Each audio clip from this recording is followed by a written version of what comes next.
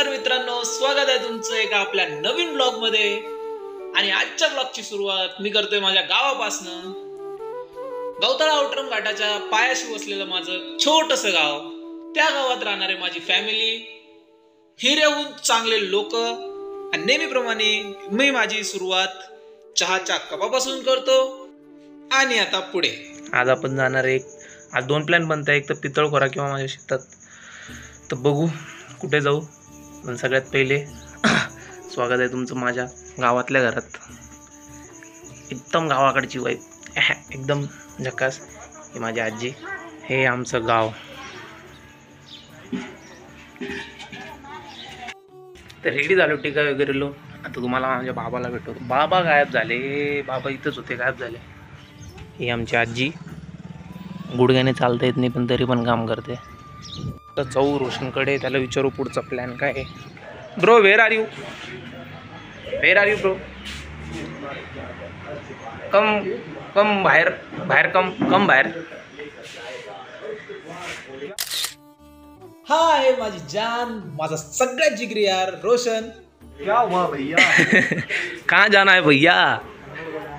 कन्नड़ को जाना है कि फिर उधर आके कहाँ जाना है? खेत को जाना है कि पितळखोरा को जाना है? उधर आके क्या जाएंगे, पितळखोरा को जाएंगे।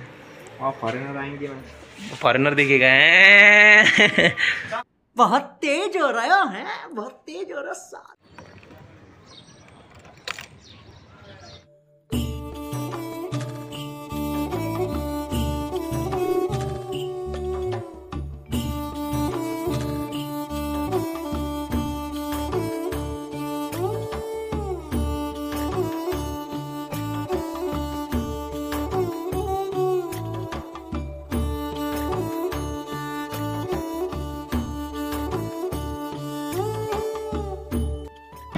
काय काम आहे तुला? काय काम आहे? मला पैसे भेटले। आवाज पण नाही, हळू चालव ना। पण नाही, मला गंज इच्छा होती पण काय जमू दिलं नाही। तर मित्रांनो, हे आमचं कालीमठ मंदिर आहे, काली माताचं मंदिर। तिकडून येताना आपण त्याचं दर्शन करू। आता सध्या घाई होती म्हणून आपण कन्नडला जाऊ डायरेक्ट। तुम्हाला डायरेक्ट कन्नडला भेटू आम्ही।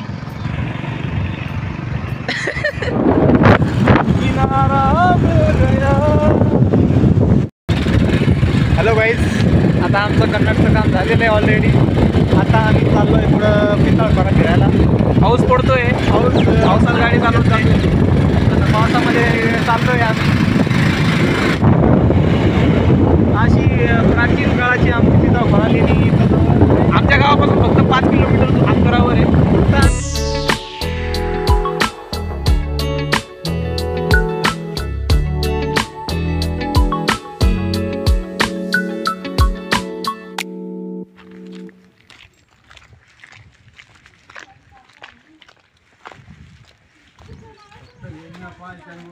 आणि धबधबा चालू आहे, धबधब्याला सांभाळायचं।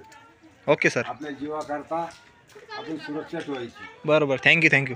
आम्ही चांगले मुलं हो काका। 15-30 किलोमीटरचा प्रवास करून आता आम्ही आलो इकडं रिटर्न। आमच्या गावापासून फक्त 5 किलोमीटर अंतरावर आहे। फक्त याला एक कन्नडला काम होतं म्हणून कन्नडला गेलो होतो, नाही तर आम्ही इकडंच येणार होतो। तर आम्ही डायरेक्ट इकडं आलो असतो। आता इथून थोडं चालत जायचं आणि समोर लेणी खाली आहे, खालच्या साईडला लेणी आहे। आम्हाला बाहेरून इन्स्ट्रक्शन भेटल्या की फक्त लेणी बघून वरती यायचं, धबधबा चालू आहे, धबधबाकडे जायचं नाही।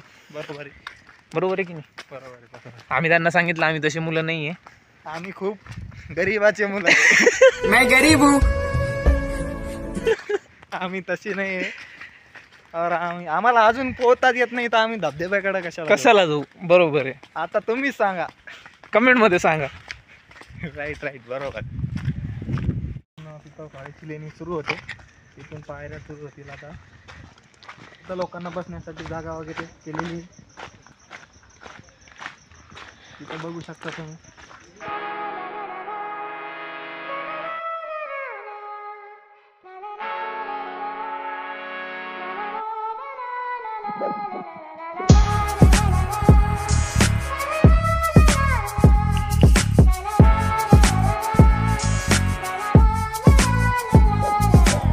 വിയർപ്പ് തുന്നിയിട്ട കുപ്പായം, അതിൽ നിറങ്ങൾ മങ്ങുകില്ല കട്ടായം. കിനാവ് കൊണ്ട് കെട്ടും കൊട്ടാരം അതിൽ മന്ത്രി നമ്മൾ തന്നെ രാജാവും ചെറിയ ഭൂമിയല്ല വിധിച്ചത് നമുക്ക് ഉച്ചിക്കിറുക്കിൽ നീ ഉയരത്തിൽ പറക്ക് ചെറി പൂത്താലും താമര കണക്ക് ചോറ് പോരെ മണ്ണിൽ ജീവിക്കാൻ നമുക്ക് കഥന കഥയൊന്നും അറിയാത്ത കൂട്ടം കുരങ്ങ് കരങ്ങളിലോ പൂന്തോട്ടം വയറ് നിറയ്ക്കാനല്ലേ നെട്ടോട്ടം വലയിൽ ഒതുങ്ങാത്ത പരലിൻ കൂട്ടം. हे बघू शकता तुम्ही, कमीत कमी हजार पर्यंत पायऱ्या असतील खाली. भाई साहब कुछ ज्यादा नहीं हो गया ये? मतलब कुछ भी. पितळखोऱ्याला खाली लेणीपर्यंत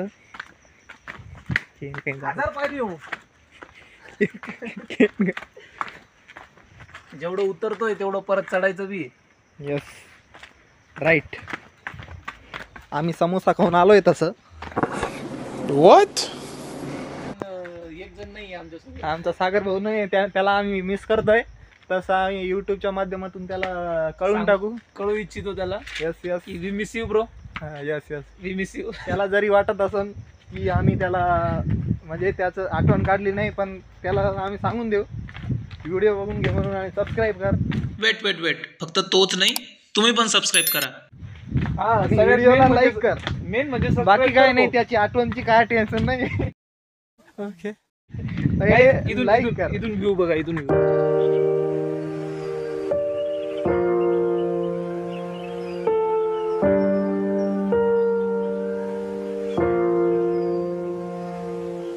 हे आमचा पितळखोरा. या खाली ह्या पूर्ण लेण्या आहे या, आणि इथे धबधबा चालू आहे. आवाज पण येत असेल खालचा.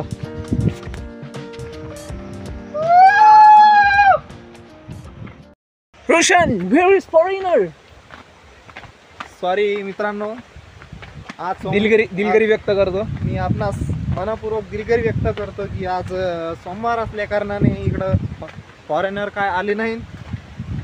आता सगळे ज्याच्या जे कामाला लागलेले असतात, कोणी ड्युटीवाले असतात, त्याच्यामुळे आज काही एवढे लोक आलेले नाही. फॉरेनर इथं कसं ड्युटी करेल? तुम्ही जो आता माझ्या मागचा कुंड पाहताय, हा कुंड खूप जुना आहे.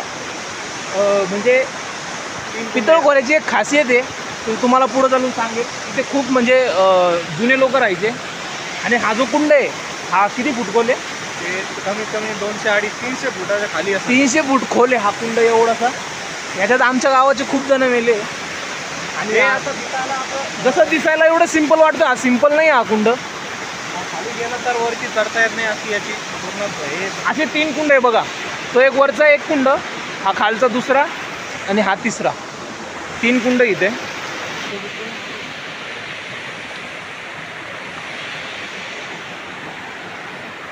मित्रांनो, पितळखोऱ्याची तुम्हाला खासियत सांगतो.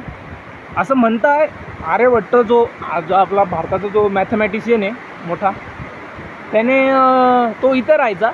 एक सगळे केव्ज वगैरे तो इथे राहायचा. म्हणजे इथून पाटणादेवी जवळच, इथून खालीच आहे. हा जो डोंगर दिसतो याच्या तिकडच्या साईडला पाटणादेवी आहे. तर असं म्हणतं की आर्यभट्ट इथं राहायचा. तर आर्यभट्टाने शून्याचा शोध ह्या लेणीमध्ये लावला होता. असं मी म्हणजे हे खरं आहे की खोटं आहे मला एवढी आयडिया नाही आहे, पण आम्ही लहानपणापासून हेच ऐकत आलो आहे की शून्याचा शोध हा भारतामध्ये लागला आहे, आणि भारतामध्ये पण ह्या लेणीमध्ये लागला आहे, पितळखोऱ्यामध्ये. खूप अंडररेटेड लेणी आहे ही. पितळखोरा लेणीमध्ये खूप असं रहस्यमय राज इथं आहे आमच्या, म्हणजे जो की आम्हाला बी माहित नाही. हा आहे पितळखोरा लेणीचा इतिहास.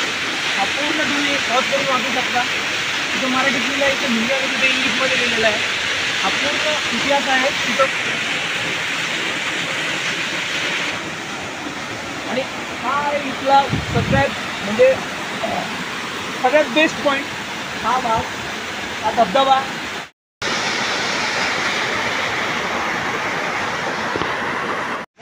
मित्रांनो कसं काम झालेलं आहे पितळखोरा लेणीचं. गाईज, ही आहे लेणी केव्ज.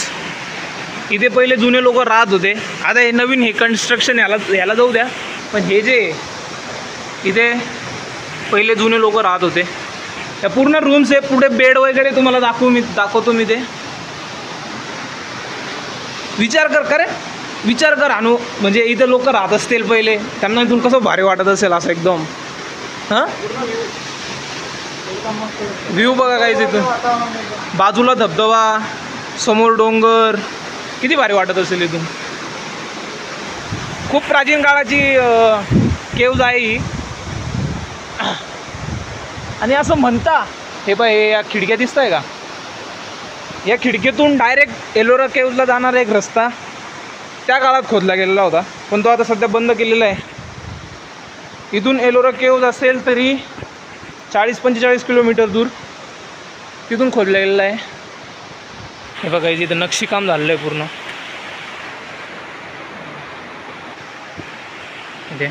हे बघा पूर्ण नक्षीकाम झालेलं आहे जुन्या काळात. आता ते सॉइल इरोजनमुळं सगळे मूर्त्या सगळ्या हे झालेल्या आहे त्या. हे बघा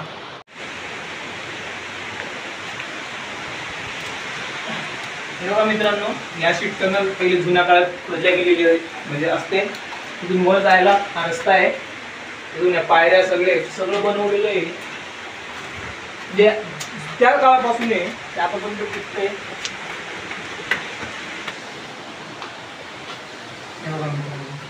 अशा रूम होत्या पहिले, अशा रूम्स मध्ये कोरल्या गेलेल्या आहे आधीपासून.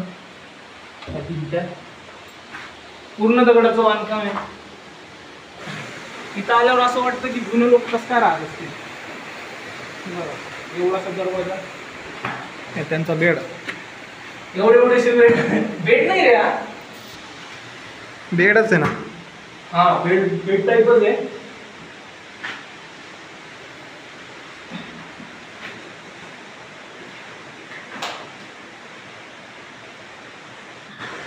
छोटे छोटे घर आहे, म्हणजे छोटे छोटे घर आपण म्हणता येईल त्यांना. त्यांचा बेड वगैरे इथं ठेवत असतील ते छोटे छोटे घरं म्हणता येईल आपल्याला.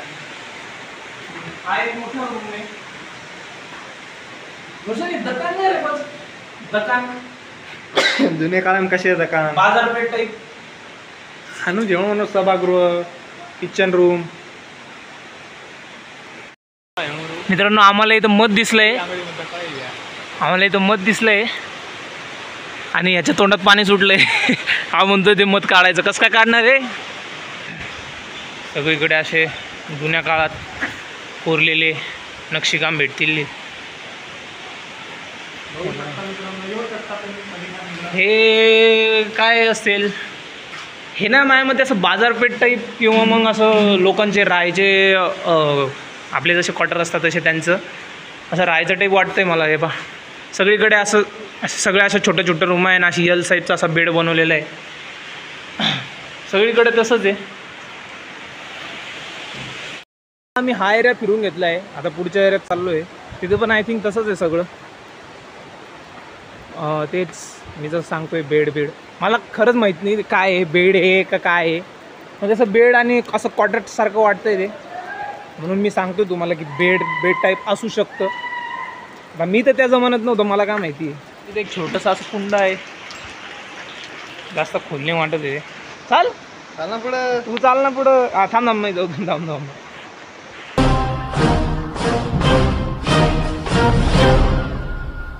ओके, वहाँ पर मछलियाँ हैं, आप देख रहे हैं. मैं एक काम करने वाला हूँ. मैं ज़रा आगे जाकर एक बांध बनाऊंगा और फिर इस तरफ आकर यहाँ पर भी एक बांध बना दूंगा.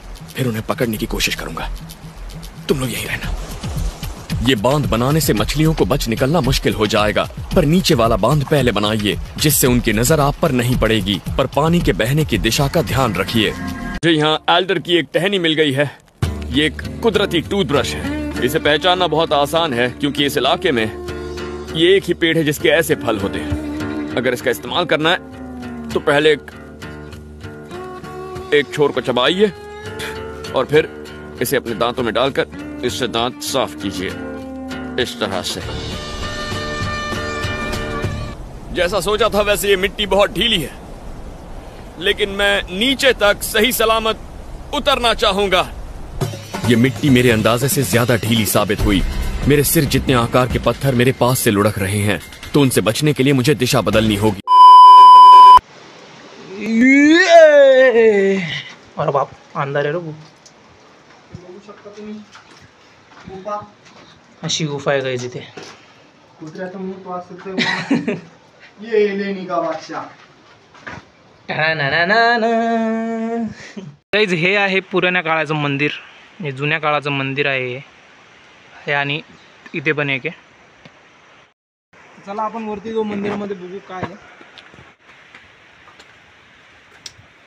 हा त्याचा मेन गेट.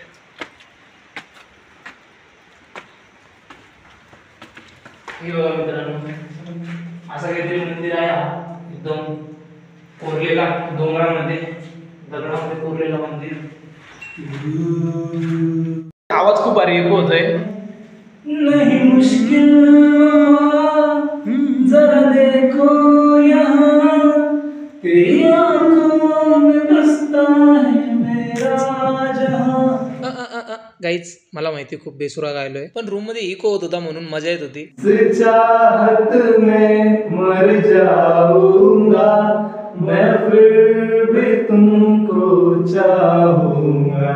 ऐसे जरूरी हो मुझको तुम जैसे हवाएं सांसों को, ऐसे तलाशूं मैं तुमको जैसे कि पैर जमीनों को.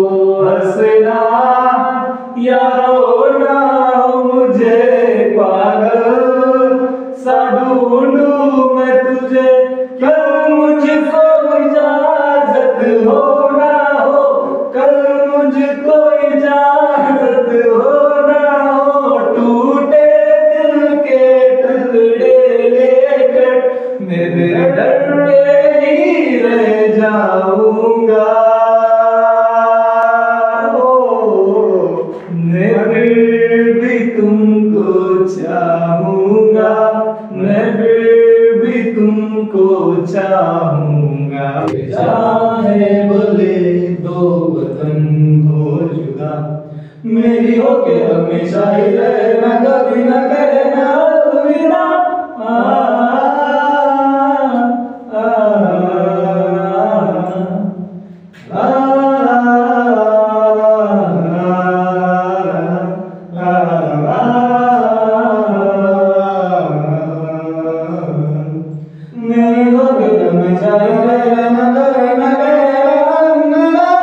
सगळं फिरून झालेलं आहे आता, गाणे बिणे बोलून पण झालेले आहे.